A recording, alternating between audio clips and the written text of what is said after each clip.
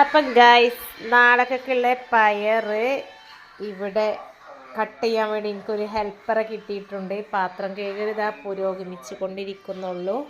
ഏറ്റവും മടിയുള്ള പണിയാണ് പാത്രം കഴുകൽ തിരുമ്പൽ. അപ്പം അതാ അത് വെള്ളത്തിലിട്ടിട്ട് നമ്മളെ വെയിറ്റ് ചെയ്യുന്നുണ്ട് അത് കട്ട് ചെയ്യാൻ വേണ്ടിയിട്ട്. അപ്പം എനിക്ക് കിട്ടിയത് പയറുപ്പേരിയും പുളിഞ്ചിയാണെന്ന് പറഞ്ഞല്ലോ മറ്റേ വീഡിയോയിൽ. അല്ലാ പൊന്തണില്ല. ഇനി അപ്പം അതാ ഗൈസ് എൻ്റെ ഹെൽപ്പർ ഇതാണ് കേട്ടോ. ഇന്നത്തെ എനിക്ക് ഹെൽപ്പർമാർ ഇടയ്ക്കിടയ്ക്ക് മാറലുണ്ട് കേട്ടോ. ഇന്നിപ്പോൾ ഇതാണ്. ഓക്കെ, ആയുധം പിടിക്കൂ, ആയുധം. ഓക്കെ, ഇനി ഞാനിത് ഫുള്ളാക്കട്ടെ കേട്ടോ. അപ്പം ഗൈസ് പയറരിഞ്ഞ് ഇവിടെ എത്തിയിട്ടുണ്ട്. ഇനി ബാക്കി അരിയാനുണ്ട്. ഇതിൻ്റെ ക്ലീനിങ് ഇതാ ഏകദേശം കഴിഞ്ഞു വരുന്നു. കുറച്ച് പാത്രം കൂടെ ഉണ്ട് സിങ്കിൽ.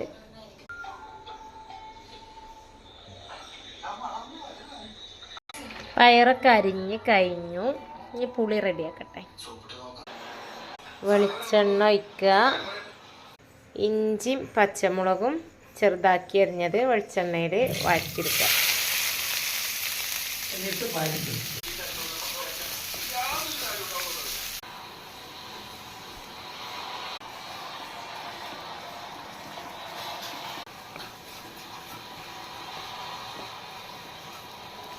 അങ്ങനെ പുളിവെള്ളം ഒഴിച്ചെടുക്കട്ടോ. ഇഞ്ചി ഒന്ന് വഴഞ്ഞ് ബ്രൗൺ ആയതിന് ശേഷം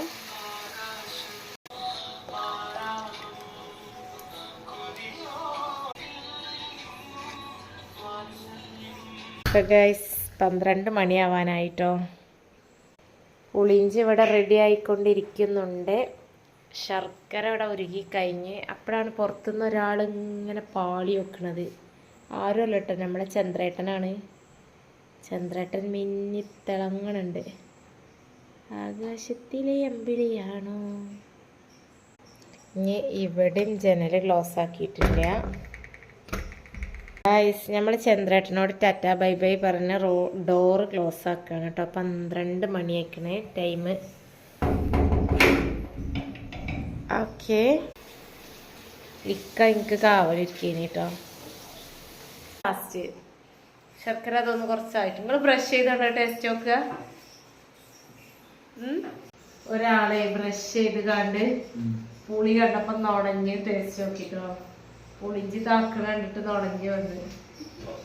അല്ല ആ മുളക് എപ്പോഴാ ഏത്